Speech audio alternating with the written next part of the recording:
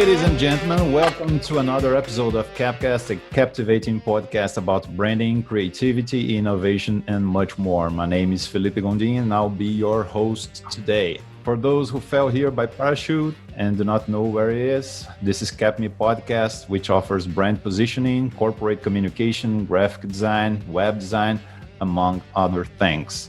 And sponsoring this space, Disruptive Academy, a corporate education and innovation company that you can learn more about by visiting www.disruptive.academy. And today is a very important day for me. First of all, co-hosting this episode, I would like to introduce the CapCast number 3 interview, a dear friend and brand specialist, Anna van der Werf, founder of Branding Aurora, based in southern France. Hi, Anna.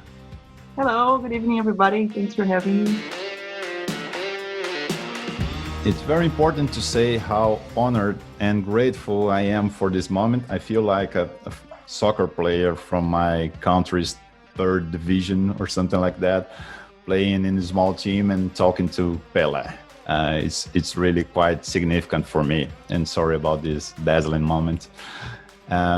Today with us, the E.T. graduate professor emeritus of the UC Berkeley's Haas School of Business, where I have the privilege of being there twice, with more than 100 articles, 17 books, 1 million copies sold in 18 languages. It's my honor to introduce the father of the modern branding, Mr. David Aaker. Mr. Aaker, thank you for being with us today and welcome. Oh, my pleasure. Let me tell the audience a brief personal story. Back in 2018, when I founded Disruptive Academy, I sent an email to Mr. Aaker inviting him to be my mentor on that project, certainly a moonshot. And he told me he was very involved in other projects and would not have time. But 2 of his books could certainly contribute. And if I would send him my address, he would send me the books. So I thought it was very kind, but I didn't think it was possible, or I might have misunderstood the point. But 2 months later, the books arrived, dedicated, signed, and I keep them with great affection. Thank you very much for creating this signature story, Mr. Aaker. Oh, good. Thanks. It was very, very helpful. Mr. Aaker, I'm a little jealous. You got jealous? Of course. Well, it just goes to show what lengths I'll go to get somebody to read one of my books. Great. Well, I can prove to you that I read a lot of your books also. So I'll also be wishing for signatures, maybe. I'll ask later. I'm glad to hear it. Just, glad to send you books. Let's plan a trip to California to collect those signatures. That's a good idea. Mr. Aaker, for all our branding lovers, our audience, please give us a little bit of perspective. What are the brands that you were involved in the strategy that we can still see today around? There's a lot of brands that have sort of caught my eye over the years. And I've learned from each of them a different sort of element of the story, and they all feed into my writings and my models and my theories. In writing this book, I was attracted to Airbnb a lot because it really opened up a whole new subcategory within the hotel industry. And in doing so, it created a whole series of innovations, and which I call must-haves. And one of the learnings from that brand, as well as many of the other brands I've been attracted to, is that always is more than one of these must-haves. It's usually 5, 6, 7, 8 of them that come together to form a compelling new proposition. That's it's very interesting. We saw the case, we read about the case of Airbnb, we followed the case. I think every one of us has been to an entrepreneurial host of Airbnb at least once in our lives to experience this new way of hosting, this new way of hospitality. But the question that I think it could help everybody be on the same page, it's how would you define what is subcategories to help people grasp a little bit better of what we're talking about when it comes to managing a brand? Well, they're defined by some set of innovations, again, what I call must-haves. and usually more than one. And these do one of two things. It either provides a different and a superior buying or use experience. So, it could be because it's less expensive and convenient, as some e-commerce ones have done, or it could be that it's better in some respects in either buying or using, or it creates a meaningful brand relationship that just didn't exist before, and somebody finds it compelling. Like it might be shared values, like the environment or something like that, like Patagonia, or it could be shared interests, like Nike and athletics excellence, or Sephora and beauty.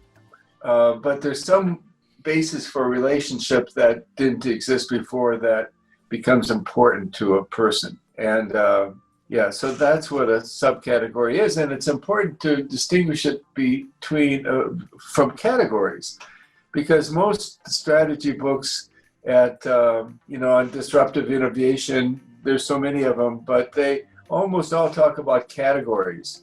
And it's really subcategories where the 10 times more strategic action occurs. And you are a branding guy. I mean, I'm a branding student. I've been studying you like Alex since forever. What's the role of branding in the subcategory competition?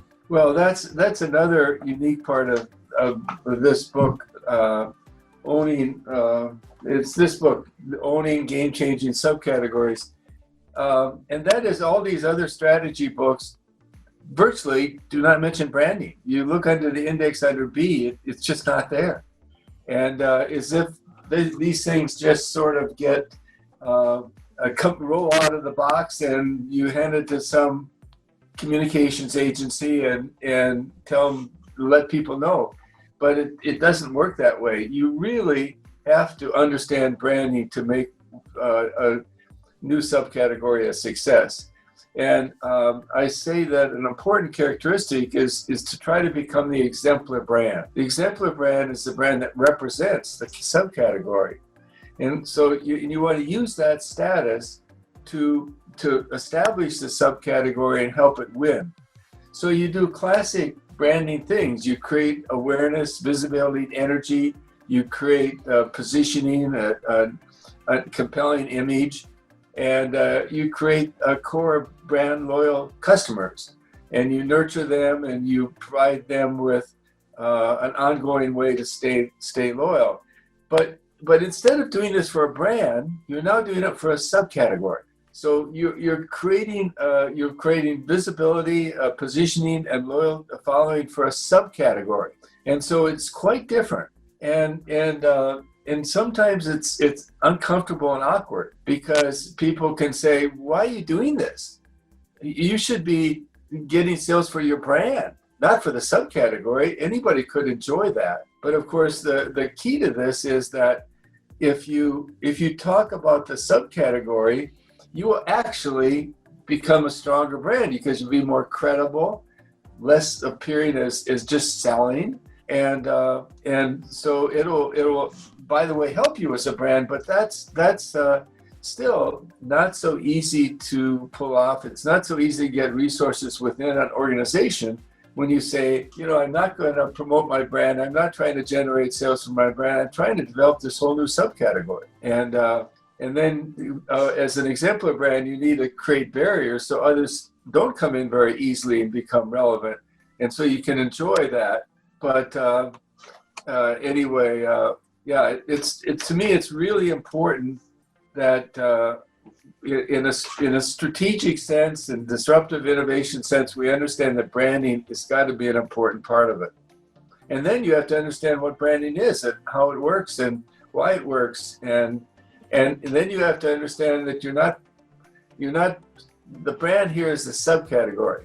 I think I completely following what you're saying. When I founded the small consultancy for entrepreneurs, Branding Aurora, I wanted to be the light for the brands, to bring light for every entrepreneur who creating their own brands, letting purpose be the main guide for every action that you do as an entrepreneur, deciding the actions and the what's going on with your brand. Well, how are you going to spread it? How are you going to market? And maybe when you put the brand in the center and let it shine, let purpose guide the way, it can also guide you to define what is the subcategory that is mostly more legitimate for you, legitimate for the brand. Because maybe you can think about maybe so many must-haves that are possible for you to have as a subcategory. But maybe the purpose is going to guide you and tell you, this is what you're good at. This is what you actually can do, and you're able to make it real. And I completely agree with you, and I think Felipe as well, that if you put the brand on the center, it's only going to help you build stronger subcategories and stronger assets for you to use as must-haves as you so beautifully created. Yeah, because people like you are easy to convince, but there are others in organizations that aren't so easy. Yeah. Whenever we talk about whenever we talk about branding, it sounds like, oh my God, you're doing something that it doesn't feel a little bit to the ground. I understand you. Yeah, because it also seems like people interpret it as a big communication vehicle to sell and persuade, and they relegate to the tactical level instead of a strategic level. Yeah, I think that the purpose, the brand purpose, help us to be focused on what brand are and not just looking at short-term benefits that will make us be a part of what's our purpose tells us to do. Everything's on there just to follow who we are and don't getting away from that.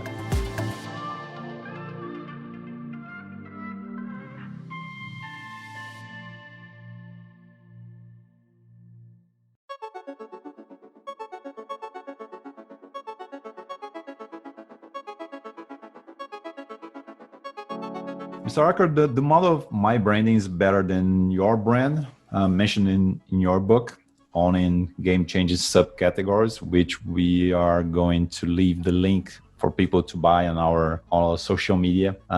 It's a concept getting old and boring, and for what reasons? Well, I don't think it's old and boring. I think if in a lot of situations you do have to engage in my brand is better than your brand marketing, because you are in a defined subcategory that's mature and you have competitors and you have to differentiate and promote your brand. So it's not as if my brand is better than your brand marketing is going away by a long shot. It's still the bulk of all brand activity. The problem with it is that in my research suggests that it never leads to growth. And so if you're under the illusion that if you have a lot of a growth budget and a growth objective, that you're going to get there through my brand is better than your brand marketing, it's just not going to happen. If you look at growth spurts in category after category after category, and you look over a long time period, 2, 3, 4 decades, and you say, where were the spurts of growth? They're almost always involving the creation of a new subcategory, almost always, and they almost never involve that my tweaks, the incremental improvements in my offering, or my brilliant advertising, or my great promotion. That almost never results in really substantial growth. And so I think you just have to have your eyes open. Doesn't mean you can eliminate the budget for my brand is better than your brand activities. What it means that maybe you reduce that a little bit and put some money into it if you have an opportunity to create something new, to create a new subcategory, is that you should bet on that a little bit. A good baseball team needs 1 or 2 home run hitters, and it's the same with an organization. They need to have a portfolio of businesses, portfolio of strategic initiatives, and some of them should be new subcategories. Some people, you might call them moonshots. that's a popular term now in strategy, but that's the idea that if you really want growth, you've got to, find some opportunities to develop new subcategories. This reminds me a little bit of the James Carr's book, like finite versus infinite games. I mean, while the finite games, it's one trying to beat the competition, so they get like stuck in the competition trying to beat the other one, while the infinite games trying to be better than themselves, looking for different opportunities and then keep the game rolling instead of beat the competition. So I think there's maybe some similarities over there. Well, I think one way to look at it is if you do have a mature subcategory or a category and you want to create a birth of growth, one option might be to create a new subcategory. In doing so, we talked earlier about Clayton Christensen, and I think he would agree with this, and that is that you can create a new subcategory that can draw in users into the category that had some barrier or some reason not to buy. And if you create a subcategory that eliminates or reduces that reason not to buy, you might grow the market, and you also might take some business from competitors you couldn't do with conventional ways. So to think subcategories might be a way to actually, create energy and growth in an existing category. Because you connect much better to people who are more in affinity and sync with what you're proposing. This idea of focus narrow and catching wider could be the result probably for growth. But I have a question for you too. Considering this theory, considering what we're seeing in the market right now, the subcategory adventures of companies, do you really believe that if every company goes and specializes itself and becomes a reference in a particular set of subcategories, do you still believe in competition? Or what kind of competition are we going to have from that moment on? Then we have all of the companies working on that. Well, I think that in the future, especially as markets get more dynamic as they are, I think that the nature of competition is going to change. Again, it's not a all or nothing thing, but at the margin, there'll be more cases in which subcategory competition is more important than brand competition.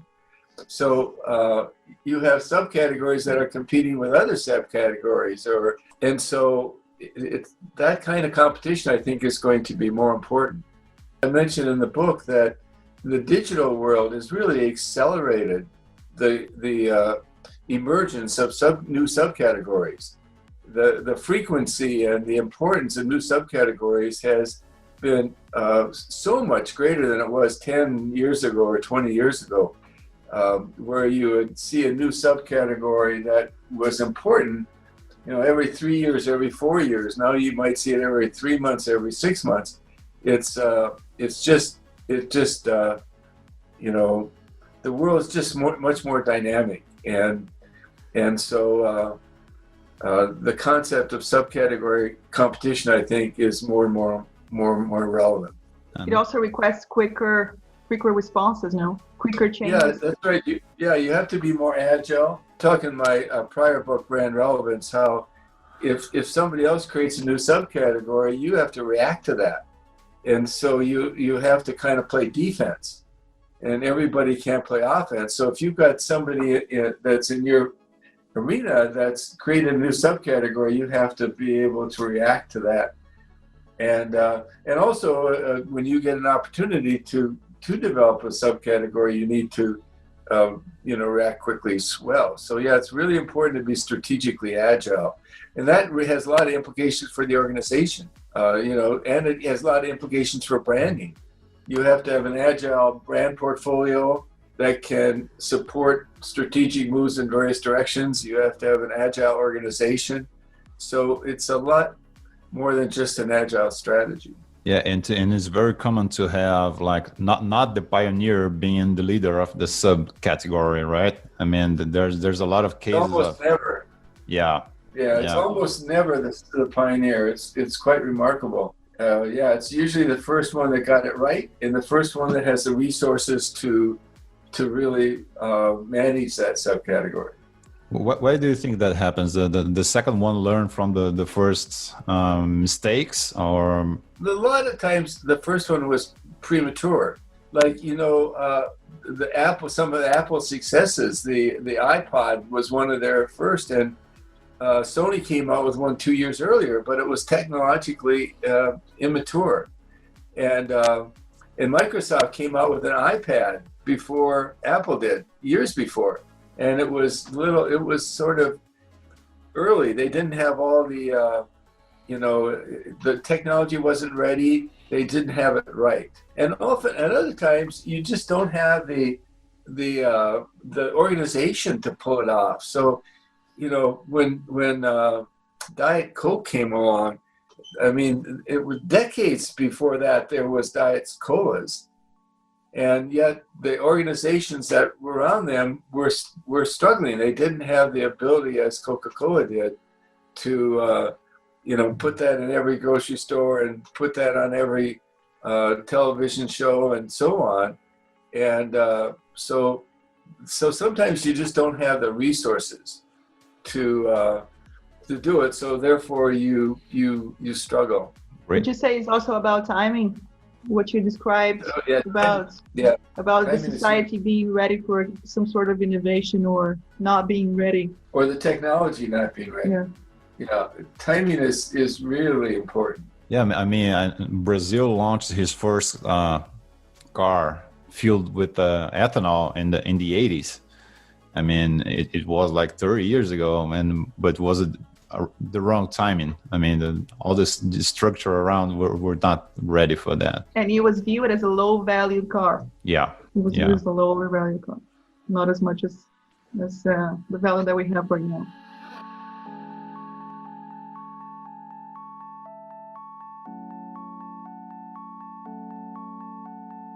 If I can pick a subject that David was bringing a few minutes before about the digital power that we have right now in our hands as managers, brand managers, entrepreneurs, big companies, small companies, companies who want to be big. What is the role for everybody? What is the role of digital when it comes in? What are the responsibilities that we have as managers when it comes to the digital world? Yeah, well, it's just really changed everything. There's first of all, there's digital capability like GPS, like the Internet of Things, and so on, allows things to be created that weren't possible 10 years ago. The internet, and so on. And then there's e-commerce. It used to be that if you had a new consumer product, you had to get into a store somehow. They'd buy your way in, or maybe even start your own chain of stores. And that would take years and so much money. Or if you were a B2B business, you'd have to create a sales force. And can you imagine the cost of creating a 20-person sales force and training them and funding them?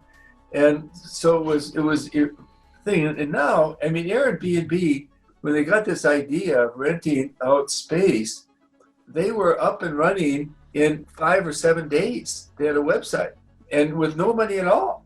And so that barrier to entry is sort of gone. And if you wanted to create a new subcategory or a new innovation, and you wanted to communicate it, you're talking about creating an advertising brief and maybe waiting 9 months for your agency to come up with an idea, and then spend tens of millions of dollars to put it on air.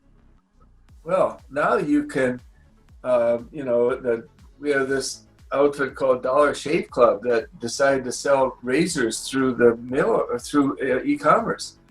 And this guy created a 2 or 3 minute video that was extremely humorous and energetic, and him talking about how he could ridicule Gillette and the drugstore outlets, and that thing went viral. And he got in something like 2 days, he got 12,000 subscribers to his service. And so yeah, again, he did that in a period of months. He spent almost no money, $3,000 or $4,000, and he reached an audience. And so things are possible now that weren't possible not long ago. I think the most difficult thing is to find that that spot right in the middle. I mean, to find the value proposition to launch a business like this with almost zero money and to make a huge success. So you have to be very precise on your value proposition to gather this attention and become viral and whatever, right? Yeah, it all comes back to the concept. If you have an inferior concept, it doesn't matter how brilliant you are, it's not going to work. So you have to have the right concept. And so, one way to find that, I mean, this guy was, trying to buy razor blades in drugstores, and it doesn't take rocket science to know that was an opportunity. I mean, it's so painful, it's so expensive, and it's comical how expensive and in drugstores they would lock up the display of razors, and you have to go get a key because people would steal them so much. I mean, it was so painful. And then you get in there, you didn't know which one fit your razor. And so this guy gives people a choice of 3 razors, low, medium, high. If you go on the internet and buy one from Amazon, there's 12,000 options. My God. And it's a great case. And he started small, I'm imagining. Yes. Yeah, he started with nothing. He made this video. And it took him 3.5 months to deliver his first orders because he had no capacity to get razors like that. I think that's an example of the low-end disruption, right? I mean, good enough products. Yeah, Clay Christensen thinking, huh? Yeah. Yeah, it might be, but it's more than that. I mean, his model really is you enter at the low end and attract people that don't want to buy more expensive equipment. They want to buy low-end stuff, and they'll live with a little sacrifice in quality. But in this case, the quality wasn't low, it wasn't sacrificed, and he's really creating a whole new subcategory that attracts people that are interested in low price, all right, but they're also interested in the personality and the spunk he has and his sense of humor. Gillette has no sense of humor. It's true. Neither does the drugstores in which their product appeared. Yeah, again, we have the brand purpose just talking. I mean, everyone who buys an iPhone, I have an iPhone. I don't know how many megapixels my camera has, but it just comes with the think different in my head. I don't care about the product. I just care about the position. But if I may ask you a question, I know that we were talking about the razor blades that came from a very small company that became big thanks to the knowledge on how to use the digital forces, so to speak. But in your book, throughout your book, you also mention a lot of companies that, when you think about Amazon, for instance, they're big and they have a lot of power, digital power, to be everywhere and to reach more than a small company. Do you think that the digital, the Internet of Things, the e-commerce, or everything that is digital now, that could help subcategories to emerge even from crisis and from difficult periods such as this? Do you think that we have sort of like Goliath, David kind of fight when it comes to small companies? Are they in disadvantage, in your view, when it comes to knowledge and power inside the digital world? Well, they definitely have a huge disadvantage. The Amazons of the world have scale, they have data, and they have access to customers. And those are enormous assets. But if you're a little guy, there's a whole bunch of little guys that have succeeded against Amazon. And I mentioned in the book 6 or 7 ways they do it. One is they can have more credibility in the product. I mean, there's a company that sells mattresses that's into sleep. And if you want somebody, a company that makes bedroom stuff that knows about sleep, you don't go to Amazon. They don't care about sleep. They just want to functionally sell you a mattress. And so you can get higher credibility. You have a simpler choice. I mentioned these razor blade company has a choice of 3. Amazon has 12,000. 12,000 is not what you're looking for. So they simplify the choice, and they can provide a brand community too, like Sephora does with beauty, or Harley does with motorcycle riding. Amazon has no communities. I mean, they're not interested in the products. I mean, they're just not. And so they have no commonality with the customer that way. And you can have a higher purpose. Amazon has no higher purpose.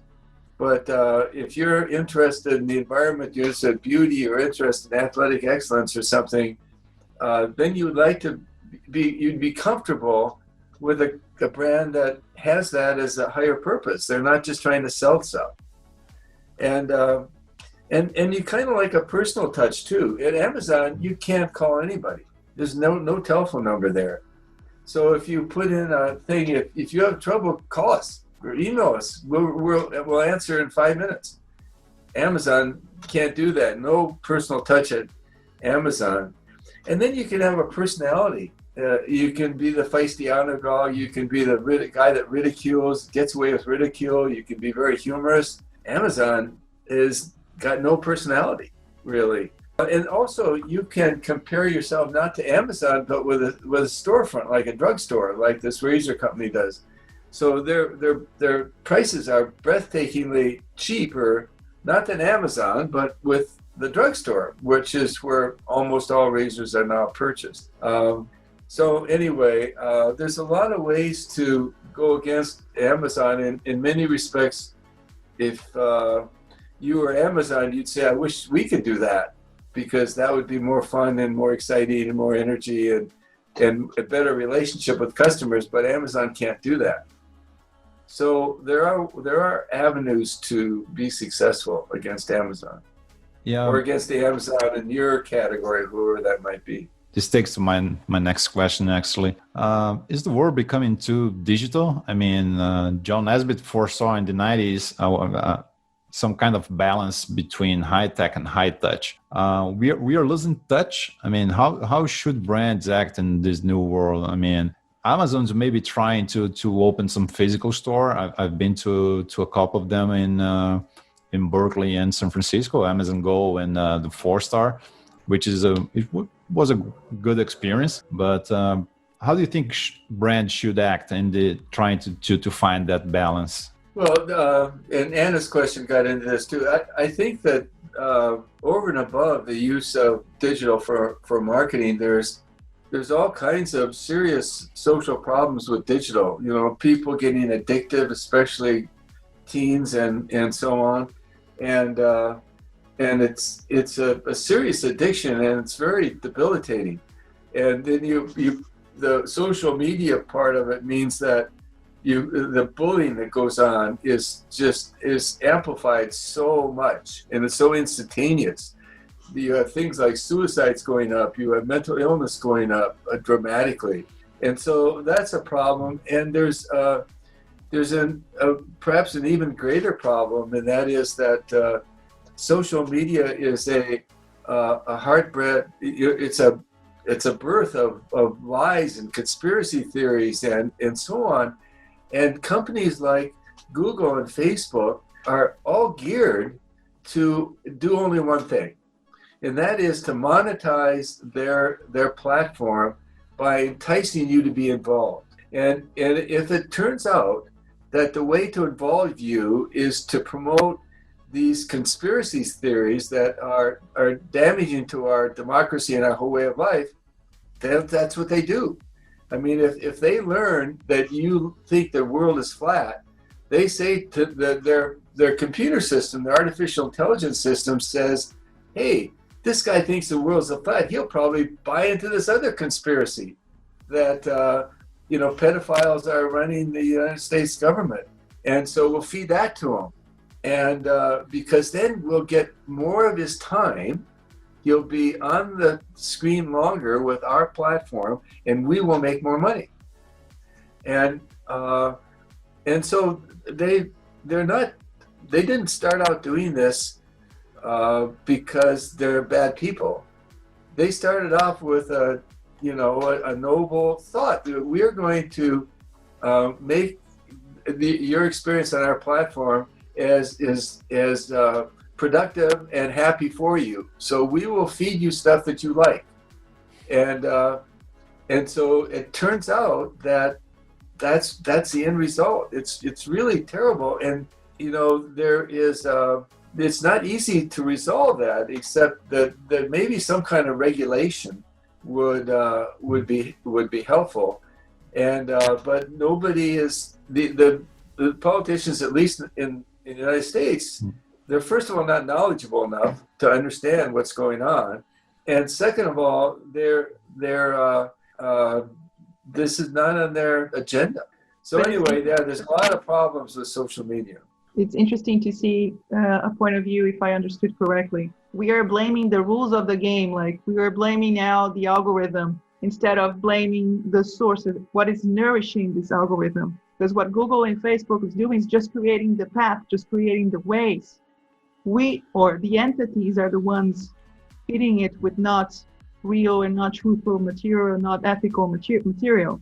So maybe the roles of the brands right now, in order to create a sort of a digital area of truth or digital area of ethics, should be the responsible brands to make sure that they make each part, to make sure that we feed these nets with what's real and what's legit. I don't think that branding people or the great bulk of people that are in business they're not the source of the kind of problem I'm talking about. It's nefarious people, and some in Russia, some that just are there to make trouble. They want to disrupt the democracies and so on. It's not the brand people. I think that the brand people are policed pretty well. I mean, if they create a message that's wrong, that actually social media is probably a good way to police that. They will, people come out and say, I tried this product and A happened instead of B, and so I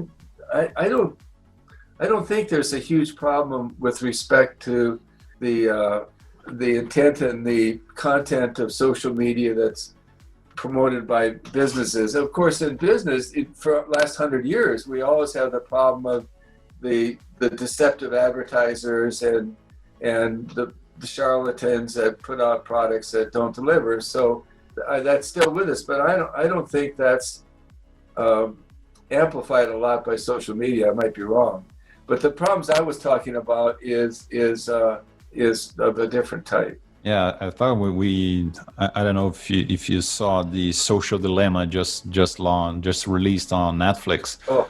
Yeah, and it was a great thing for me because I just saw that. Yeah, that's where most of these things came from, the Social Dilemma. Thanks for mentioning it.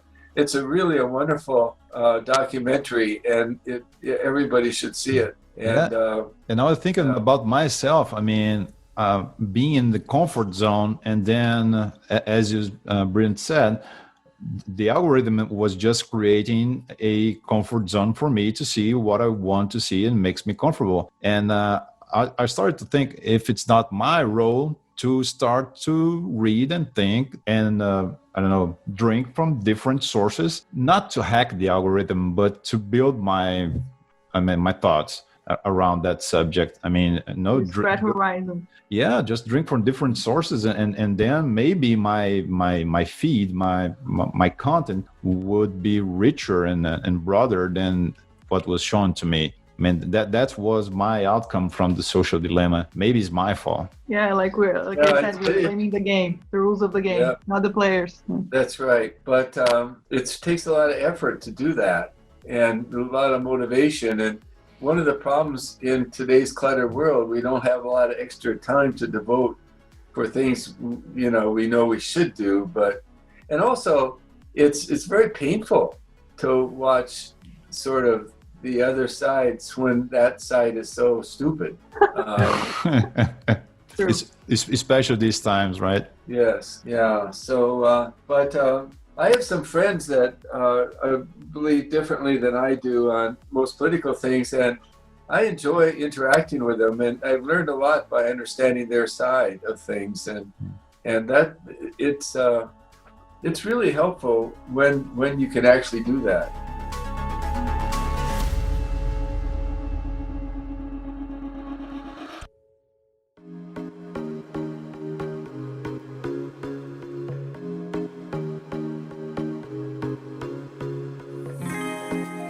I have a question. We were talking about nourishing ourselves and opening your horizons and opening new paths on the algorithms of internet. How do you feed yourself, David? What do you read nowadays? Oh, that's a good question. I like to read books, mostly historical books and books on history or historical novels. And I like to read biographies. And one of my favorite books is called American Caesar, The Life of Douglas MacArthur by Manchester. Manchester is a wonderful novelist, and not a historian, I should say, and a biographer. And he just really has got a powerful way of working. And then I liked Lou Gerstner's biography. That's really one of my favorites also. He shows how he strategically turned around IBM. It was a phenomenal achievement. And I just learned a lot by case studies, and the books on Airbnb I liked a lot, and to see how that evolved and see how a business like that, a huge business, started off with no idea how it was going to be 5 years or 10 years or 15, and how it evolves. And of course, we know from strategy research that all good strategies evolve. They just didn't come out of the box, right? So there's a lot of lessons there. One of which is that, especially in the digital world, we know one of the strategic, lessons that we have learned again and again is just got to try it out, and then it'll evolve. You don't just wait till it's perfect, and that's always been true. But in these days, with the flexibility we have, it's really important. You have to never regret what you didn't do. This is true. Yes. Yeah. Yes. Very good. IBM actually is a good case of what we talked about previously. About it's a strong why, a strong purpose that over time they changed their what, they changed their subcategories. It's a great case, I think. Well, actually, what they did, I mean, he did about 8 or 10 things, and that's always true when you get into this thing. It's always 8 or 10 things. He changed 65 advertising agencies to one. But the main thing he did is he went back to their roots. In the 60s, IBM was a systems company, and you went to them and they did everything. And then they grew away from that. They became a components company, and they were going to break up when he arrived into 7 different companies. And he went into did customer research, really a great customer research thing. He had all his top 300 people go and interview 5 customers and write it up. And what he found was people wanted an integrated service. And so that became the purpose. But it was really going back to the roots of IBM. It wasn't something new. There's a guy. And that's often. Sorry, no, I just remember what you said. Just remember me of a guy called Joey Ryman. He's also a super guy that I like to read about branding, and he has a book about purpose. And he says, the fruits are in the roots. So when you always want to innovate, go back to what's there. The answer is there. Yeah. That doesn't work all the time, but it works enough of the time that it's always worth thinking about. Mm. That's great.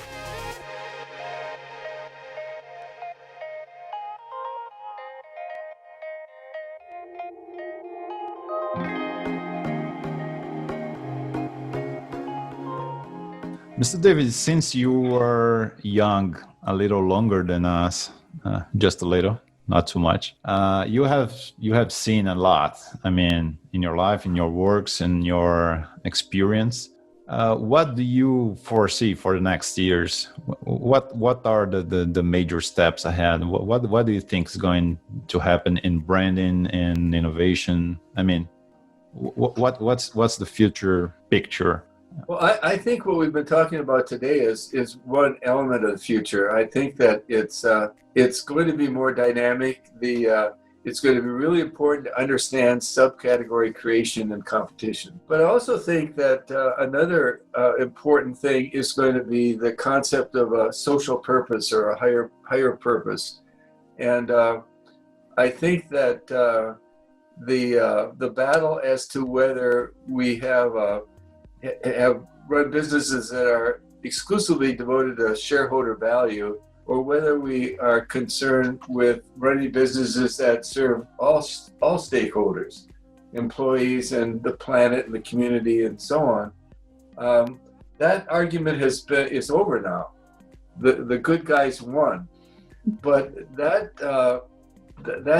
still leaves the question: how do you do that? And it's really tricky, because you don't have something like short-term profits to guide you, and you have to create different kinds of objectives. You have to find problem areas, social problem areas. You have to define ways you can provide solutions, and then you have to communicate all that.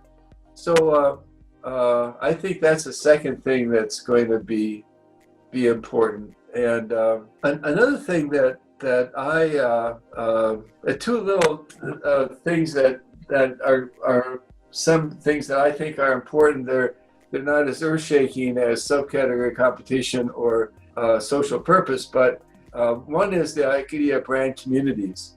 I think especially in the digital world, you have the opportunity to create brand communities. I'm talking about communities that are groups of people that are really involved in something, some common interest or common values or common issue. And like Sephora has a beauty talk thing where people that are interested in beauty come together. As Harley has a motorcycle group that come together because they're interested in riding. And so Sephora and Harley are partners, they're active partners in this. So their relationship with the customers become quite different. And I think that people can pull that off are going to be, the real successful leaders. And then I wrote this book on stories, signature stories. And I'm continually amazed at how powerful that is and how underused it is and how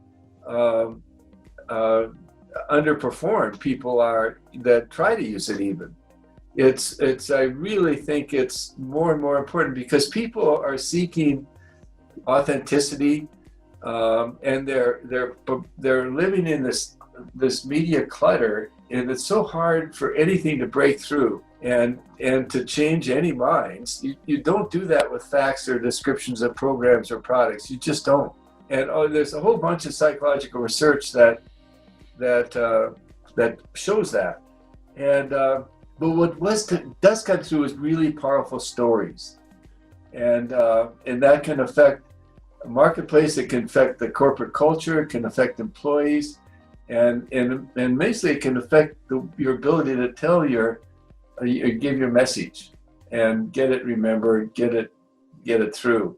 So I think signature stories is inevitably going to be more important as time goes on.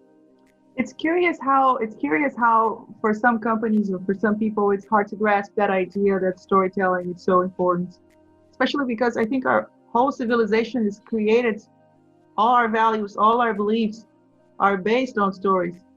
If you take the Bible, for instance, if you take all the myths, everything that we know, it's based on that. Yeah, this is the book, Creating Signature Stories. I see it also in the back over there before you mention it. Yeah, there's my publisher made a plaque you could put on the wall. Don't be jealous, Anna. I have it signed. You have a signature. Okay. I know. Yeah, yeah. Don't be jealous. It's really a kind of a mystery. You can tell people about this, and they nod their head. Yeah, I know that. No question. What I remember are stories, and you can ask any talk. What do you remember from that talk? And it was some story that was buried in there. And they say, and so a lot of them say, Well, I know that's true, but when it comes to communication, I know that the rule is you get your communication objective, and that is what facts or product descriptions do you want to get out there. So then you get them out there, and it's so inefficient. You can't find a story that actually does that. So therefore, you have to go back to facts and program descriptions. Or there are some companies that really get it. They say they need, we know we need stories. So they put out stories. B2B companies are like this. My company, Profit, has 70 case studies, all stories. And they're all shallow. They're all without emotion. They're without interest. They're sort of watered down. And so but you check off the box. Yeah, I did stories. We got 70 of them. But you really need stories that connect, stories that wow people. They say stories that for which you say to somebody, you got to hear this. And so that's the kind of story that works. And so it's just not having a story. And yeah, I agree with you. And it's a mystery why people that don't do that well, even those that have the ability to do that well, even those that have stories. You go to nonprofits and they have stories that are just make you cry, but they don't use them. But don't you think it has to do something with, I know people try to create much instead of documenting. I mean, we do a lot of great stuff in our life on daily basis. I mean, maybe it's not incredible, but people want to see how it is our life, how the company works. I mean, common things, but somehow the companies try to create some incredible idea and sounds fake, sounds not interesting. Do you think it has something to do with that? Or, I mean, the Bible, it's a clear example of that. It's documentation of a story. It was happening all the time. People were going there from there, and then the things were happening. It was not like a super creation trying to be superheroes or something like that. It was much more tangible, it was real. So don't you think it has something like that? Companies trying to be what they are not? I've been at this for 3 or 4 years and talked to a lot of companies and given a lot of talks on stories, and people will nod their head, they agree on, that's the easy one, to get them to agree that stories are more effective. Everybody understands that. But then to get them to actually use them, to change their communication system and their way of thinking is hard. And then it's also, even for those people, it's really hard to get them to do it right. So I give them all kinds of examples.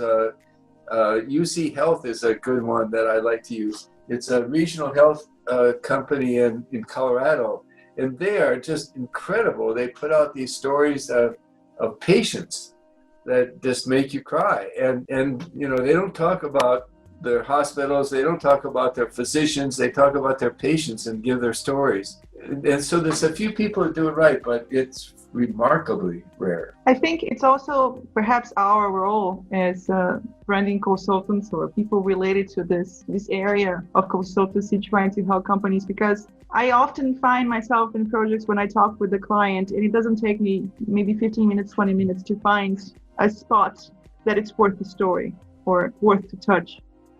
But maybe the person doesn't realize it. Maybe they are so inside their own day-by-day basis. There's so much going on and so much to think about, so many details. Sometimes it's easy to forget what are the main issues that can lead to something great and lead to something emotional with the potential of connection. Anna, we can talk about your example. I mean, Mr. David, Anna, we have a monthly time, so we can talk each other and help a little bit each other. And Anna was talking about content, and then she just said what she was doing in the hotel. And there's an afternoon every day. There's the tea time where the tea goes around the pool, maybe close to the wine. Or the wine, yeah. And playing like C'est la vie on the background. And that connects. I mean, in the Provence, a hotel, in the pool, drinking some tea with the great French music. I mean, it's not a few things are more inspiring than that for a hotel to communicate. I mean, that's the place I want to be. It's just documentation. There's no creation around. You don't need to create. Not inventing. If you talk to somebody, if you talk to a person who's leading the company, you're gonna find it. I think you're gonna find it. David was mentioning a case in the medical area. I remember one of the cases that I worked to a laboratory in Brazil, and the doctor was a gynecologist, and he was holding the hands of the pregnant woman delivering because there was no anesthesia, and he was delivering with one hand and holding the hand of the pregnant lady with another. So that story was the base of the whole strategy of the company in order to create internal communication, to create the way that they were selecting people, to create the way they were going to the market and say the different things they were doing about themselves. It takes a sensible person or a sensible way or some time to actually talk to the person and realize that there's your story right there.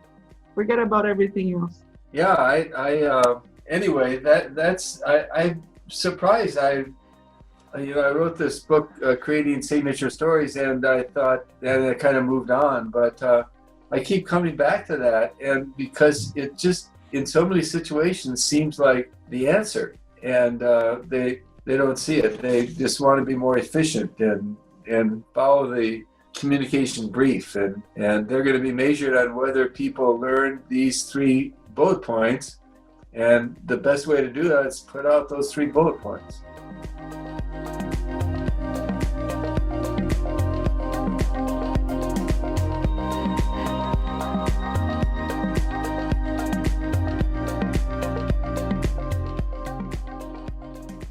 David, we are coming up to the end.